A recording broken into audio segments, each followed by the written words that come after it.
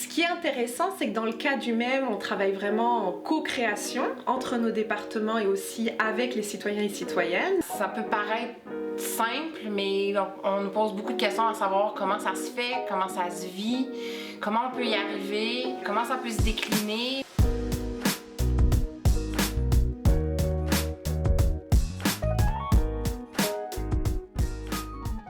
Bonjour, je m'appelle Ophélie Raffin, je suis chargée de communication pour le MEM, Centre des mémoires montréalaises. Moi, je suis Catherine Charlebois, je suis chef de section au MEM, Centre des mémoires montréalaises. Aujourd'hui, Catherine et moi, nous allons parler de 3 projets en particulier du MEM qui ont nécessité justement une belle collaboration entre nos différents départements et qui montrent aussi certains enjeux face auxquels on peut être confronté dans la création de ces projets-là, surtout dans le contexte de création d'un musée dans sa globalité. On trouvait assez pertinent de partager aussi l'expérience du MEM telle qu'elle est, avec son cheminement encore à faire également, les questionnements auxquels on peut faire face. L'idée, c'est que le MEM, on pourrait dire dans notre plan stratégique, ou pour ne pas dire notre plan d'affaires, d'attraction, c'est de faire en sorte que ce ne soit pas tant les expositions qui soient les moteurs d'attraction, mais bien la programmation culturelle.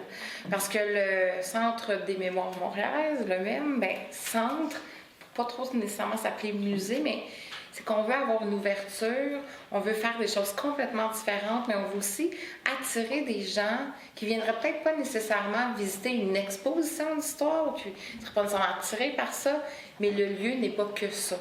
Donc c'est une stratégie aussi en même temps. Pour nous aussi en termes de développement de public, c'est vraiment de travailler de concert avec l'équipe de médiation qui connaît aussi les publics qu'on va aller chercher et surtout des fois les tons et les sensibilités des différents publics. Le moteur communicationnel, c'est la communauté avec laquelle on travaille. Alors c'est une stratégie aussi pour nous parce qu'on active des communautés qui ne seraient peut-être pas représentées dans ce genre d'institutions-là. Et là, ils ont une place soudainement.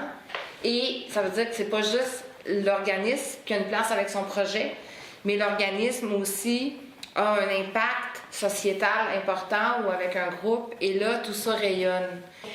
Il y a cette relation intermétier là, c'est pour ça que c'est intéressant aussi pour nous d'être là, c'est parce que ça fait vraiment partie de notre méthode de travail à l'interne.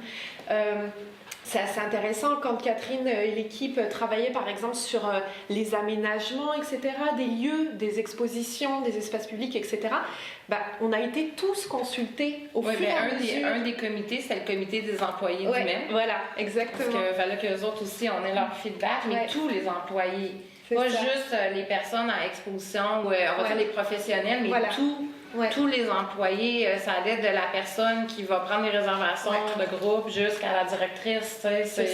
Fait que tout le monde était là, tout le monde avait la chance d'intervenir, de pouvoir donner leurs commentaires. Certes, on va faire de la co-création avec le public. Ça paraît plus un naturel là, quand tu es un musée, mais de le faire aussi dans les équipes, ça, c'est quelque chose aussi qu'on doit travailler, maintenir et co-créer la co-création en continu.